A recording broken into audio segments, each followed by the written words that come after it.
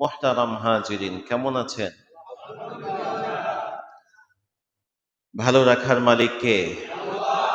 অসুস্থ করে দিতে পারেন কে? হায়াত দিয়েছেন কে? আবার হায়াত শেষে ডেকে নিবেন কে? সে আল্লাহর উপরে আমাদের পূর্ণ বিশ্বাস আছে তো? আল্লাহ আমাদেরকে পূর্ণ ইমানদার হালতে মৌত পর্যন্ত রাখুন। বলুন আল্লাহুম্মা আমিন।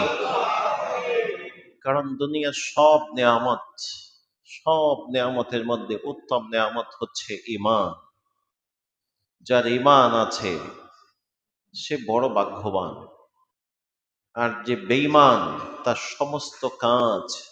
সমস্ত ভালো কাজগুলো আখিরাতে মোটেই ফায়দা দেবে না। আল্লাহ রহম করে মায়া করে বিনা দরখাস্তে আমাদেরকে ঈমানদার হালতে রেখেছেন। খুশি না বেজার? ঈমান দীপ্ত কণ্ঠে আরেকবার বলি আলহামদুলিল্লাহ। আমি আপনাদের খাদমতে কালামে হাকিম থেকে একখানা আয়াতে কারিমা তেলাওয়াত করেছি। রাসূলুল্লাহ সাল্লাল্লাহু আলাইহি ওয়াসাল্লামের অসংখ্য অগণিত হাদিস আল কারীমা থেকে একখানা হাদিস কারিমা তেলাওয়াত করেছি। তেলাওয়াতকৃত আয়াত এবং হাদিসের আলোকে সংশ্লিষ্ট কিছু আয়াতকে কোট করে আপনাদের খাদমতে নসিহত করার চেষ্টা করব। ওয়ামা তৌফিকি ইল্লা বিল্লাহ আলাইহি তাওয়াক্কালতু ওয়া ইলাইহি উনীব। আমি যে আয়াত আপনাদের খাদমতে তেলাওয়াত করেছি, সরল অনুবাদ হচ্ছে আল্লাহ ডাক দিয়েছেন, ইয়া আইয়ুহাল্লাযীনা আমানু, হে ঈমানদারেরা। ডাক দিয়েছেন কে? আমরা এখানে ঈমানদার কে কি আছে একটু আল্লাহু আকবার বলে হাত জাগায়। মাশাআল্লাহ, সবাই ঈমানদার। আল্লাহ ডাক দিয়েছেন কাকে? কাকে ডাক দিয়েছেন?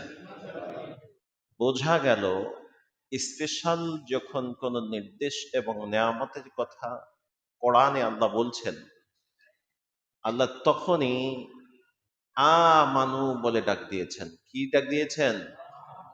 আমানু, হে ঈমানদারেরা।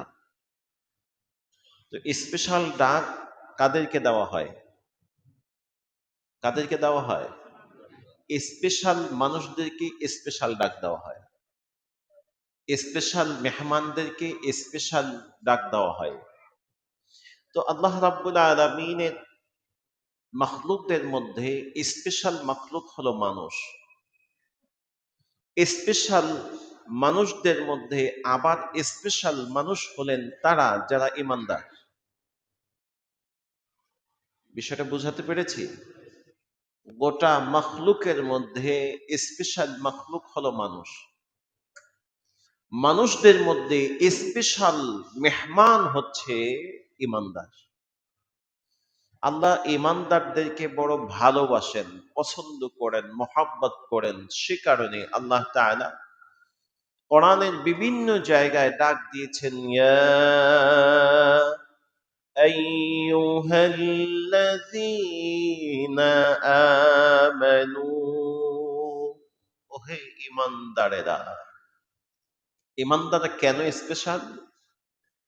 যেহেতু ঈমানদাররা সাক্ষ্য দেয় আল্লাহর। কার সাক্ষ্য দেয়? ঈমানদাররা কার সাক্ষ্য দেয়? আল্লাহ সাক্ষ্য দেয়। শুধুমাত্র তারা কালিমাই সাক্ষ্য দেয় না, তাদের জীবনের সূচনা থেকে নিয়ে শেষ পর্যন্ত প্রত্যেকটা মুহূর্তে, প্রত্যেকটা ওয়াক্তে, প্রত্যেকটা কর্মে, প্রত্যেকটা নিঃশ্বাসে তারা আল্লাহ রাব্বুল আলামিনের শাহাদাতে সাক্ষ্য দেয়। এই জন্য আল্লাহ তাআলা পরম ভালোবাসার কণ্ঠ দিয়ে, পরম ভালোবাসা মিশ্রিত আওয়াজ দিয়ে ডাক দিয়েছেন, ইয়া আইয়ুহাল্লাযীনা আমানু। আমরা তো ঈমানদার, তাই না? আমরা সজাগ হয়েছি তো? ডাক দিয়েছেন কে? আল্লাহ। এখন আল্লাহ কি বলতেছেন? আল্লাহ রাব্বুল আলামিন ঈমানদারদেরকে ডাক দিয়ে বলেন, উদখুলু ফিস সিলমি কাফা,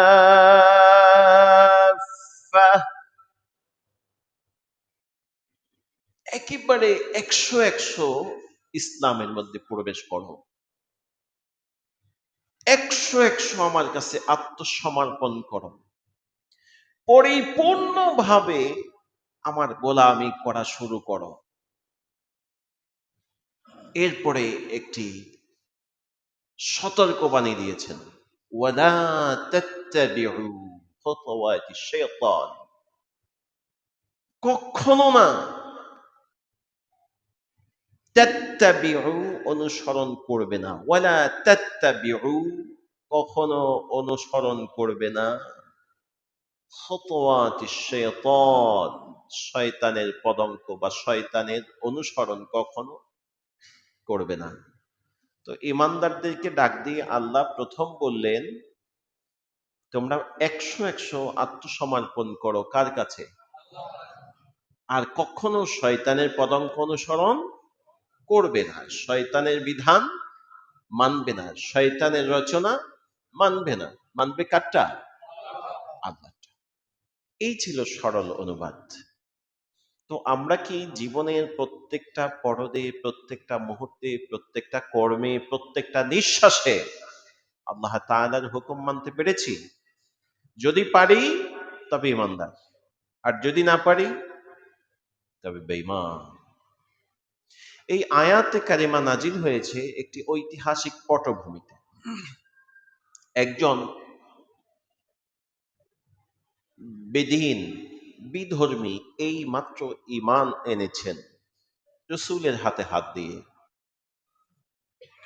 রাসূলুল্লাহ সাল্লাল্লাহু আলাইহি ওয়াসাল্লামের প্রত্যেকটা কর্ম, প্রত্যেকটা কাজ, প্রত্যেকটা কথা, প্রত্যেকটা আচরণ তার খুব ভীষণভাবে পছন্দ হচ্ছে, ভীষণভাবে তাকে আনন্দিত করছে যে আমি একজন মহামানবের হাতে হাত দিয়ে একটি মহান ধর্মের অনুসারী হতে পেরেছি। হঠাৎ করে একদিন রাসূলের সামনে বসে বলছেন, ইয়া রাসূলুল্লাহ, ইয়া হাবিবাল্লাহ, আমার ছোট্ট একটি আরজি আছে, মেহেরবানি করে আমার আরজিটি শুনবেন? তো রাসূল সাল্লাল্লাহু আলাইহি ওয়াসাল্লামের অভ্যাস ছিল, সে যত নিচু শ্রেণীর মানুষ হোক আর যত উঁচু শ্রেণীর মানুষ হোক, সকলের কথা খুব যত্ন সহকারে শুনতেন। এটা ছিল রাসূলের আদর্শ। তিনি চিন্তা করতেন না যে এর সাথে কথা বললে আমার পয়সা পাতি, ধান্দা পাতি একটু বাড়বে কিনা। বিশেষ করে বর্তমান সময়ে আমাদের কথা বলি, আমি আমার কথা বলি। অনেকেই আছে যে টাকাওয়ালা ধনী মানুষ ডাক দিলে জুতা পরার সময় পায় না, আর গরিব মানুষ 10 বারও যদি ইমাম সাহেব, হুজুর, ওস্তাদজি ডাকে, শোনার মতো অপশন তার থাকে না। অথচ রসূলের অভ্যাস ছিল একজন খেটে খাওয়া নিগ্র মানুষ যদি রসূলের কাছে এসে কিছু বলতে চাইতেন, একেবারে নির্দ্বিধায় বুক ফুলিয়ে নিঃসংকোচে, পিতা যেমন, পুত্র যেমন পিতার সামনে কোনো কথা বলতে সংকোচ বোধ করে না, কোনো আবদার করতে সংকোচ বোধ করতেন না, প্রত্যেকটা সাহাবী রসূলের সামনে কথা বলতে, আবদার করতে কোনো সংকোচ বোধ করতেন না। খুশি হতে পারেন নাই? আমাদেরকে সেই আদর্শ ধারণ করতে হবে। তো সাহাবী বলতেছেন, ইয়া রাসূলুল্লাহ, আমার একটা আরজি আছে, একটু শুনবেন? রাসূল বলছেন, অবশ্যই, তুমি বলো। বলল, ইয়া রাসূলুল্লাহ, ইয়া হাবিবাল্লাহ, আমি ইসলাম গ্রহণ করেছি ইসলামের সুমহান আদর্শ দেখে, ইসলামের মাধুর্যতা এবং সৌন্দর্য দেখে আমি ইসলাম গ্রহণ করেছি। ইসলাম সম্বন্ধে, ইসলামের বিধান সম্বন্ধে আমার কোনো ডাউট নাই, সন্দেহ নাই, সংশয় নাই, কিন্তু আমাকে একটু রুখসত দিতে হবে। কি রুখসত দিতে হবে? যে আমি উটের গোশত খাবো না। কে গোশত খাবে না? উটের গোশত খাবে না। রাসূলুল্লাহ সাল্লাল্লাহু আলাইহি ওয়াসাল্লাম এবং সাহাবীর মাঝে এই কথাটি হচ্ছে। এমন মুহূর্তে রাসূলুল্লাহ সাল্লাল্লাহু আলাইহি ওয়াসাল্লামের চেহারার মধ্যে একটি পরিবর্তন লক্ষ্য করা যাচ্ছে। ওহী নাজিলের একটা আলামত তৈরি হয়ে গিয়েছে। রাসূলুল্লাহ বললেন, সাহাবী একটু ওয়েট করো, অপেক্ষা করো, ইন্তজার করো। আল্লাহ তাআলা আয়াত নাজিল করবেন, এমন একটি আলামত ফুটে উঠেছে। কিছুক্ষণের মধ্যে রাসূলুল্লাহ সাল্লাল্লাহু আলাইহি ওয়াসাল্লামের কাছে ওহী নাজিল হলো। জিবরাইল আমিন বলছেন, হে রাসূল, আপনি আপনার সাহাবীকে শুনিয়ে দেন, ইয়া আইয়ুহাল্লাযীনা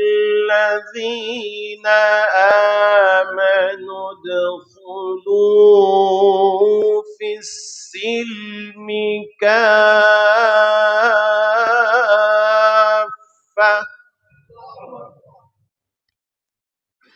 আপনি আপনার সাহাবীকে শুনায় দেন, সে যেন পরিপূর্ণভাবে 100 ইসলামের মধ্যে দাখিল হয়ে যায়।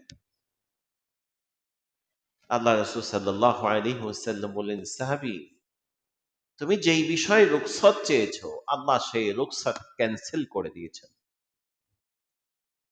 কারণ তুমি স্বাভাবিকভাবে কোনো খানাকে অপছন্দ করো বা তোমার রুচিতে ধরে না, সেটা ভিন্ন কথা। কিন্তু তোমার আগের ধর্মে, ইহুদি ধর্মে উটের গোশত খাওয়া ছিল নাজায়েজ।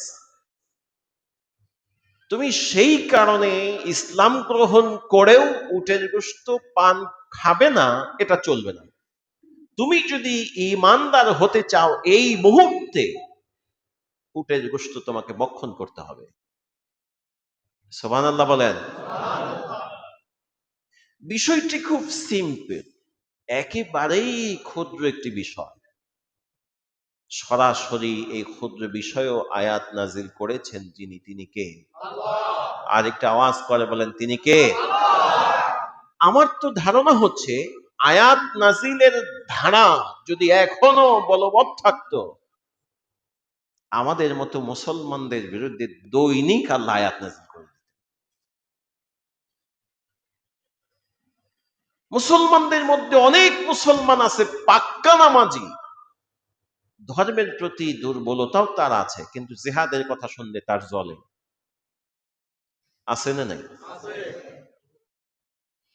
অনেক নামাজি আছে, অনেক হজকারী আছে, সে সব বুঝে আর মানে, বাট আল্লাহর জমিনটা আল্লাহর কোরআন দিয়ে শাসন হোক, এটা শুনলে তার খুব অপছন্দ লাগে। আছে না নাই? অনেক নামাজি আছে, সব ওয়াজ তার ভালো লাগে, কিন্তু যখন পর্দার ওয়াজ করে তার কাছে এটা পছন্দ হয় না। কারণ তার বউ পর্দাবিহীন, তার কন্যা পর্দাবিহীন। অনেক নারী আছে তাহাজ্জুদ গুজার, কিন্তু পর্দার ওয়াজ করলে কয় হুজুর বকবকানি, এছাড়া আর কিছু নাই। আসলে কি এটা হুজুরদের বকবকানি না আল্লাহর কথা? এটা আওয়াজ করেন না, কার কথা?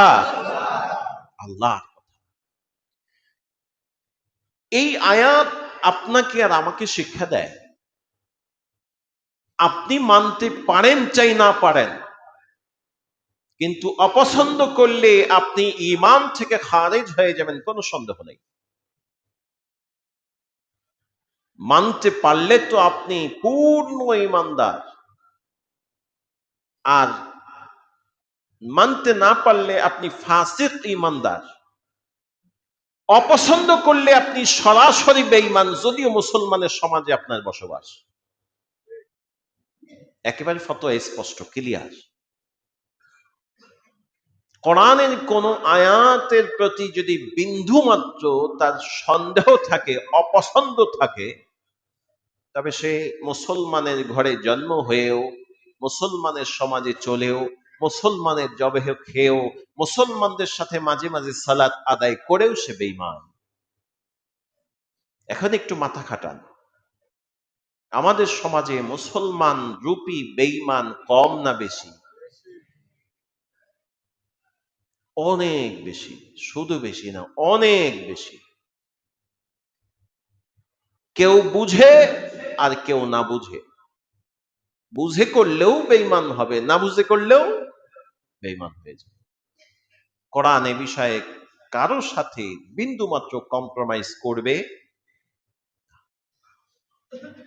কম্প্রোমাইজ করবে ওইটা যে আপনি গুনাহ করে ফেলছেন, অন্তরে ভয় আছে, আল্লাহর কদমে সিজদা লাগায়া কাঁদতেছেন, আল্লাহ মাফ করে দিলে দিতে পারে আর দিবে, কিন্তু আল্লাহর কোন বিধানের বিরুদ্ধে আপনার কোনো সন্দেহ থাকলেই আপনার আর মাপ নাই, আপনি বেঈমান হয়ে গেছেন।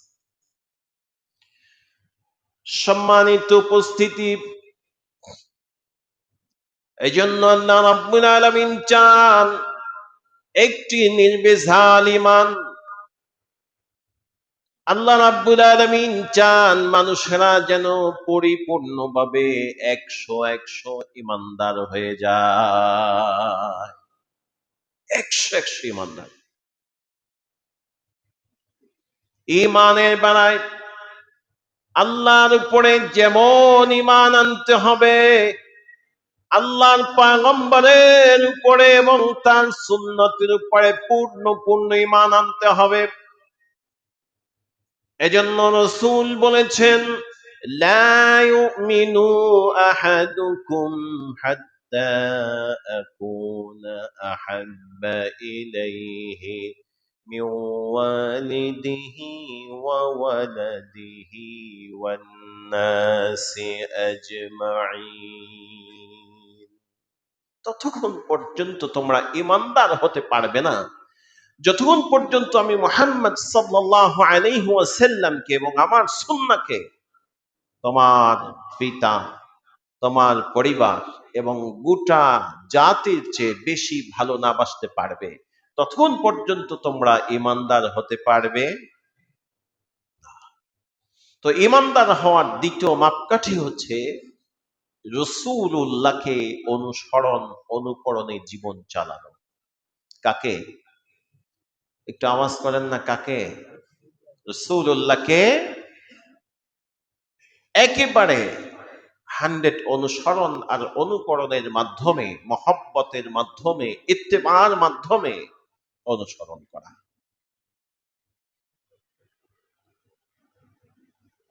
ঈমানের আরেকটি উদাহরণ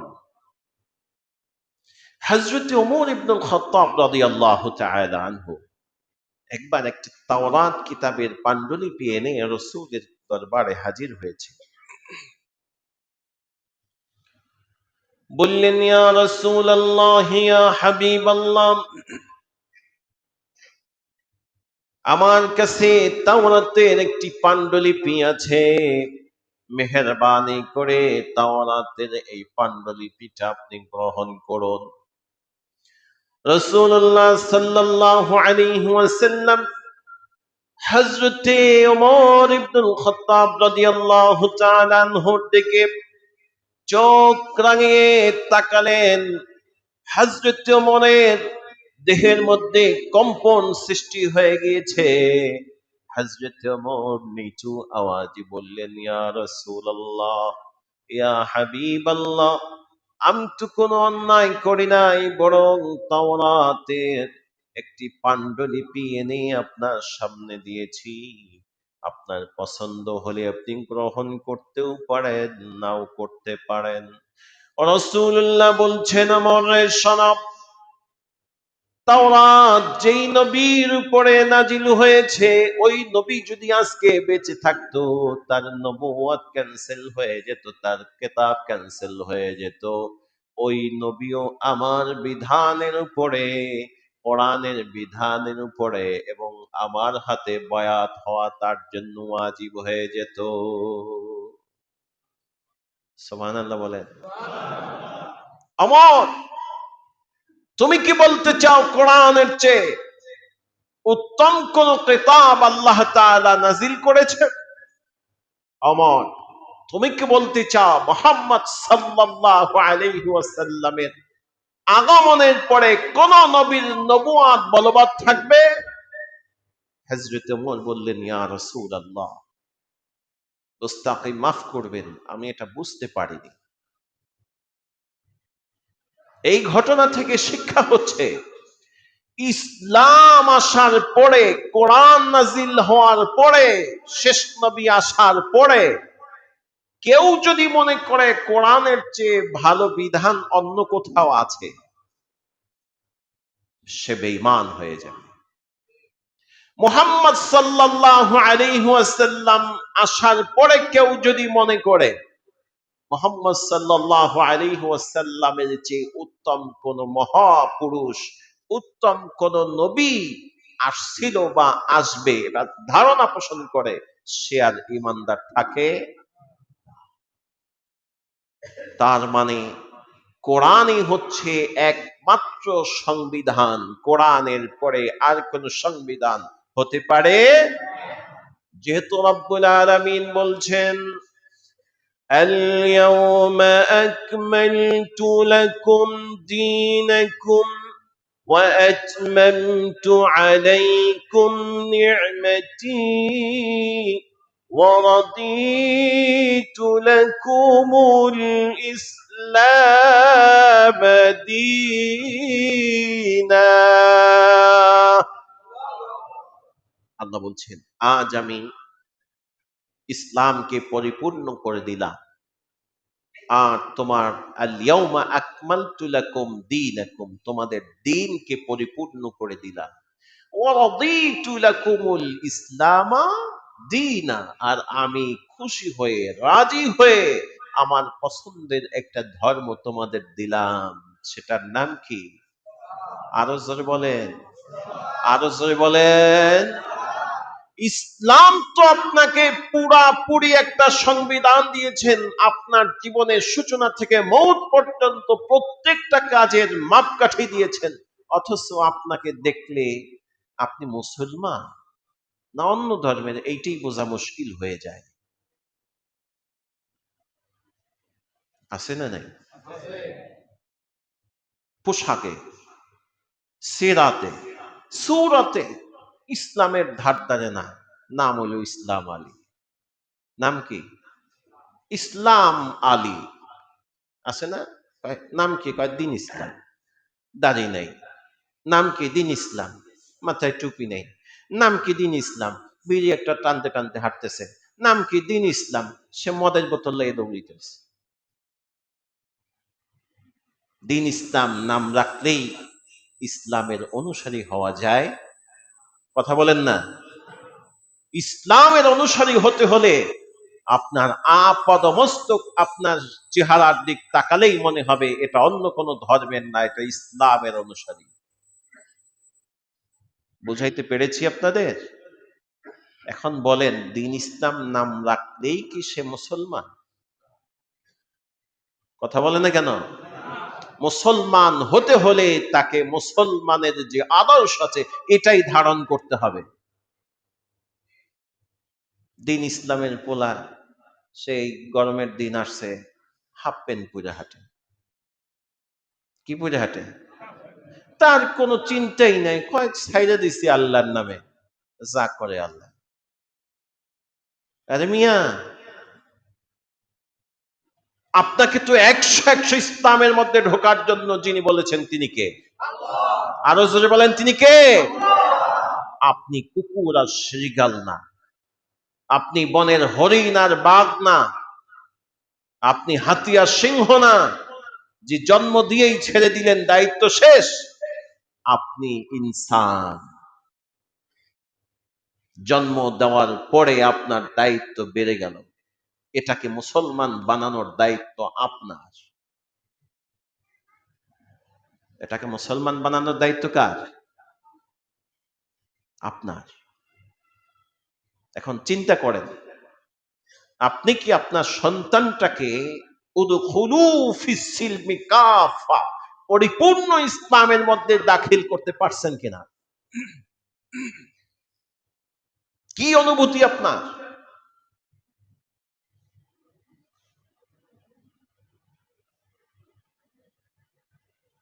আপনার সন্তান আজ কোরআন পড়তে পারে না, পড়বে কেমনে?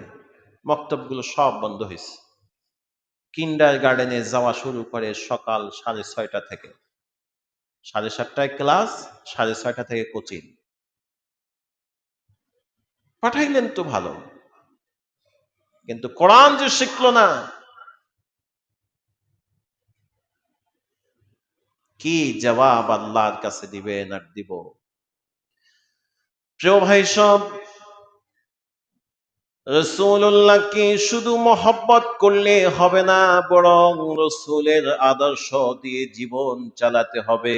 কারণ আপনি যদি পুরাপুরি ভাবে ইসলামের মধ্যে দাখিল হতে চান, রসুলকে দেখে দেখে আপনাকে ইসলামের মধ্যে দাখিল হতে হবে।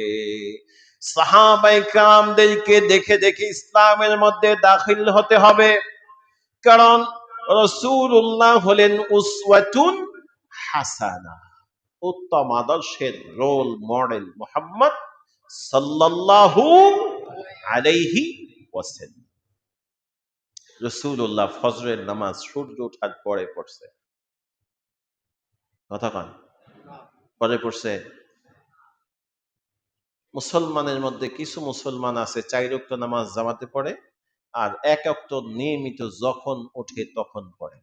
কিছু মুসলমান ইদানিং শুরু হয়েছে, যখন ঘুম ভাঙে তখন পড়ে। আপনাদের কাছে কি এমন কোন দলিল আদিল্লা হাদিস আছে যে যখন ঘুম ভাঙবে তখনই ফজরের রক্ত আছে? কিছু মুসলমান ইদানিং শুরু হয়েছে, হুজুর উঠতে পারিনি, যখন উঠছি তখন তাড়াতাড়ি পড়ে নিছি। এটা কে শিখালো আপনাকে? রাসূলকে অনুসরণ করে জীবন যিনি ধন্য করে দিবেন তিনি কে? আরো জয় বলেন, তিনি কে? আল্লাহ। রাসূলের ভালোবাসা যার মধ্যে যত বেশি, সে রাসূলের সুপারিশ পাবে তত আগে। হযরত আবু বকর সিদ্দিক রাদিয়াল্লাহু তাআলা আনহু, তিনি রাসূলকে ভালোবাসতেন নিজের জীবনের চেয়েও বেশি। কেমন ভালোবাসা দেখিয়েছেন রাসূলের জন্য! দুজন হিজরত করে মদিনার দিকে রওনা হয়েছেন। দুজনই ছিলেন বাল্য বন্ধু। নবুয়াত পাওয়ার পরে বাল্য বন্ধু মুহাম্মদ সাল্লাল্লাহু আলাইহি ওয়াসাল্লামের হাতে হাত দিয়ে কালেমা পড়ে সাথী হয়ে গিয়েছেন, বন্ধু হয়ে গিয়েছেন। পরীক্ষিত বন্ধু হযরত আবু বকর কি বললেন, আবু বকর, আল্লাহ তাআলা আদেশ করেছেন তোমাকে নিয়ে হিজরত করার জন্য। আবু বকর, আল্লাহর অধ্যাদেশ যেদিন নাজিল হয়ে যাবে আমি তোমাকে সাথে নিয়ে হিজরত করব। হযরত আবু বকরের কানে যেই দিনে আওয়াজ পৌঁছালো, আবু বকর সারাটা সময় 100 প্রস্তুত হয়ে থাকতেন, কখন আমার নবী মুহাম্মদ সাল্লাল্লাহু আলাইহি ওয়াসাল্লাম আমাকে ডাক দেয়। গভীর রাতে নবীজি দাঁড়ায় বললেন, ইয়া আবা বকর, হে আবু বকর। হযরতে আবু বকর সাড়া দিলেন, বললেন, লাব্বাইক ওয়া সা'দাইক ইয়া রাসূলুল্লাহ। রাসূল তো বড় আশ্চর্য হয়ে গেলেন, বললেন, আবু বকর, ক্ষীণ আওয়াজে তোমাকে ডাক দিয়েছি, গভীর রাত, তুমি তো আমার ডাকের সাড়া দিয়েছ। আবু বকর, তুমি কি ঘুমাওনি? হযরতে আবু বকর বলেন, ইয়া রাসূলুল্লাহ, যেদিন আপনি বলছেন আবু বকরকে নিয়ে হিজরতে যাবেন, ওই দিন থেকে আমি কখনো বিছানার মধ্যে পিঠ লাগাই নাই।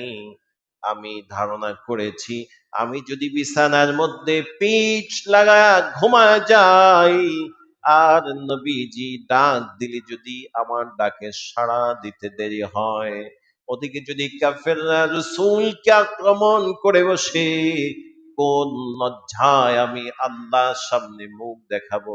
ইয়া রাসূলুল্লাহ, আল্লাহর কসম খেয়ে বলছি, আমার যখনই ঘুম এসেছে দরজাটার সাথে আমার পিঠটা লাগায় দাঁড়ায় দাঁড়ায় হয়েছি।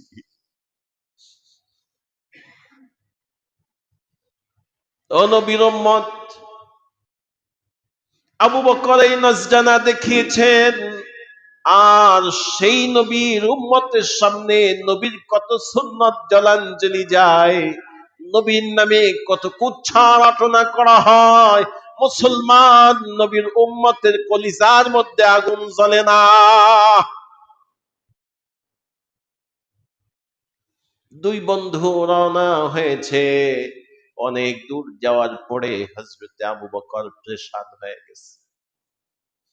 আবু বকর একমাত্র সাথী রাসূলের, পিছন দিক থেকে শত শত কাফেররা রাসূলকে হন্য হয়ে তন্ন তন্ন করে খুঁজে বেড়াচ্ছে। আবু বকর অস্থির হয়ে গেলেন। আবু বকর দৌড় দিয়ে সামনে যায়, ঘুরে ডান পাশে যায়, ঘুরে পিছনে যায়, আবার ঘুরে বাম পাশে যায়। কতক্ষণ এমন দৃশ্য দেখার পরে দিনের নবীজি জিজ্ঞেস করলেন, বাল্যবন্ধু আবু বকর, আল্লাহ নিজে তোমাকে আমার সাথী বানায় দিয়েছেন, আমরা তো দুই বন্ধু মদিনার দিকে রওনা হয়েছি। আবু বকর, তুমি অস্থির হয়েছো কেন? তোমার পরিবারের নিরাপত্তার জন্য মনে হয় তুমি উদ্বিগ্ন হয়ে গেছো। হযরত আবু বকর বলেন, ওয়াল্লাহি ইয়া রাসূলুল্লাহ, আল্লাহর কসম, আমার পরিবারের কোনো চিন্তা আমার দিলের মধ্যে নাই। ও আবু বকর, তুমি অস্থির হয়ে সামনে যাচ্ছ, ডানে যাচ্ছ, পিছনে যাচ্ছ, আবার বামে যাচ্ছ, কারণটা কি? হযরত আবু বকর বলেন, ইয়া রাসূলুল্লাহ, আমি একমাত্র আপনার সাথী, আপনার সঙ্গী। আমি যখন আপনার সামনে যাই, আমার দিল সাক্ষ্য দেয় ডান দিক থেকে মনে হয় ওরা আপনাকে আক্রমণ করেছে, ডানে গেলে মনে হয় যেন পিছন দিকটা অরক্ষিত,